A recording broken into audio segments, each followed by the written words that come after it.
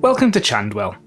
My name's Michael and I'm building this shabby street to go down the front of my model of a run-down West Yorkshire town set in 1993. So this lower part of Station Road is almost complete, and this week I thought I'd take a much quicker than usual look at how this middle building came into being. It's a really simple building, sitting between its much more elaborate neighbours of the railway on one side and the Jasmine Tandoori on the other. It's literally just a front and a back, with a roof on top. So let's take a look at making this middle building. As ever, I started with some parts printed to sticky label. I cut them, arranged them, and stuck them. The one on the left will be an empty unit, so I made a passable set of interior walls and arranged them into the frame. For the video shop on the right, I just painted a bit of floor and dropped in a picture of a real video shop.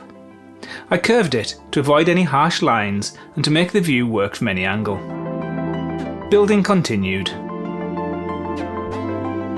That'll do. Just look at these windows in Shipley. They are very Chandwell, but I'd never attempted broken windows before. So I printed the window frames and broken bits to label, and I stuck them onto a bit of old Christmas cracker box. I cut the frames like I usually do in the sticky label method, and then I dug my knife through the acetate, following the lines of the broken parts. With the frames cut out, and the holes even more cut out, I peeled out the label like usual. Watercolour paint is great to add colour to the frame. It seeps into the paper and takes away all the white edges from the front and the inner parts. Excess just dabs away with a bit of toilet tissue. Texture from scale scenes just attaches to the face, and then the flaps are tightly folded round using a crochet hook. Visible card edges on the sills are removed with a dab of paint.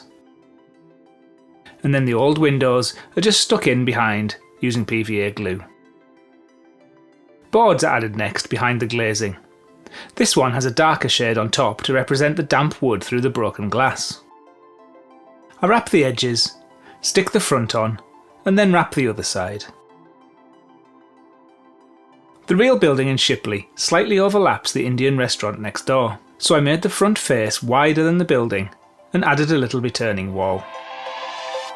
I forgot to account for this overlap when I made the Jasmine Tandoori a couple of weeks ago, so I'm sure that Sita would wince what I had to do to the frontage of her family restaurant. I marked a cut line with my scalpel, and then I hacked away part of the sign and frontage. With that done, the buildings went together with lashings of PVA, and a few clamps sealed the deal. Those and some elastic bands anyway. The roof dropped on top, but this gable is bending outwards a little. My clamps aren't wide enough to hold this together, so it was time to bring out the heavy weights that we've not seen on Chandwell for a couple of years, and I used these to just squeeze it all together. Perfect. The lined roof goes on next, and then strips of tiles. You'll see that I filed away a bit of a bump in the underlying frame. The result was a smoother roofline, but a flat ridge.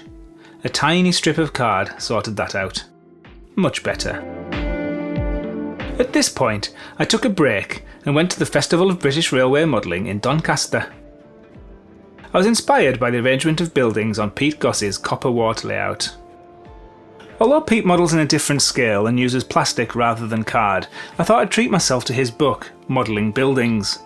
It looks as though it's full of interesting and helpful tips that might just help make the top of Station Road all the better. I'll let you know how I get on with it, and if I think it's worth the investment. Next week, we'll be looking at the two shop fronts that I added to this building. The old closed Pashley & Sons and Video Max. Here's a look at how I did that last time with the two shops on the bottom of High Street next to the Earl Chandfield.